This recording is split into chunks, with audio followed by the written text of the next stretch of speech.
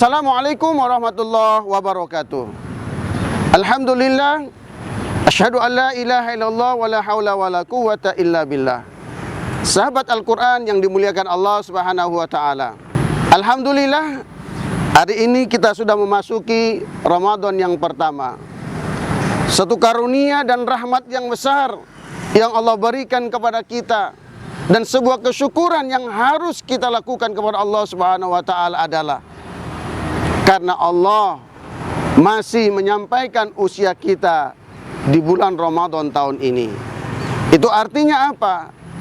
Bahwa sesungguhnya Allah masih memberi kesempatan yang besar kepada kita, peluang yang besar kepada kita untuk memperbanyak amal ibadah kita kepada Allah Subhanahu wa ta'ala.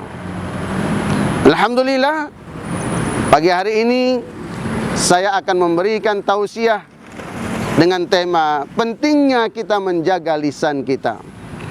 Allah Subhanahu wa ta'ala berfirman di dalam Al-Qur'an, A'udzu billahi minasyaitonir rajim. Ya ayyuhalladzina amanu taqullaha wattaqullaha wa qulu qawlan sadida. Wahai orang-orang yang beriman, bertakwalah kamu kepada Allah dan ucapkanlah dengan perkataan yang benar. Sahabat Al-Quran yang dimuliakan Allah Subhanahu wa ta'ala, kita masih ingat betul tua kita menasihati kita agar senantiasa kita menjaga lisan kita. Karena kenapa? Karena sesungguhnya lidah itu bagaikan seperti pedang. Kalau hati terluka oleh ucapan kita, kemana obat akan kita cari? Tapi kalau tubuh kita, kalau badan kita terluka oleh pedang, maka kita akan mudah untuk mencari obatnya. Betapa luar biasanya nasihat atau pesan dari orang tua kita itu kepada kita, agar kita senantiasa waspada, hati-hati dalam menyampaikan setiap ucapan-ucapan kita. Jangan senantiasa kita menyebarkan berita-berita bohong, berita-berita hoax, yang akhirnya apa? Akan membuat resah orang banyak, orang banyak akan menjadi gelisah karena ucapan kita.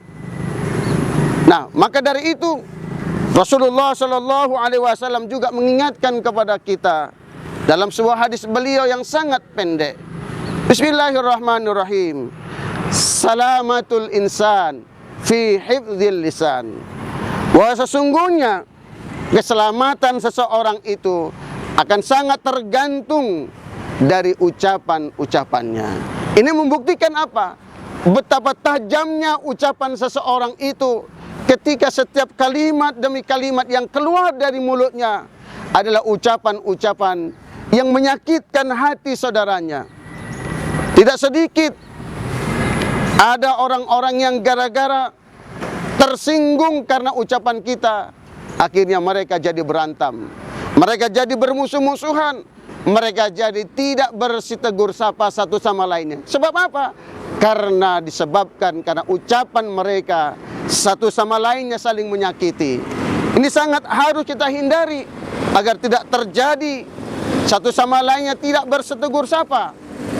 Maka dari itu Rasulullah Shallallahu Alaihi Wasallam bagi orang-orang yang tidak mampu menjaga lisannya, bagi orang-orang yang tidak mampu menjaga ucapannya, atau katakanlah orang tersebut senantiasa menyebarkan berita-berita bohong, maka kata Rasulullah itu akan sangat sebanding taruhannya dengan keimanannya.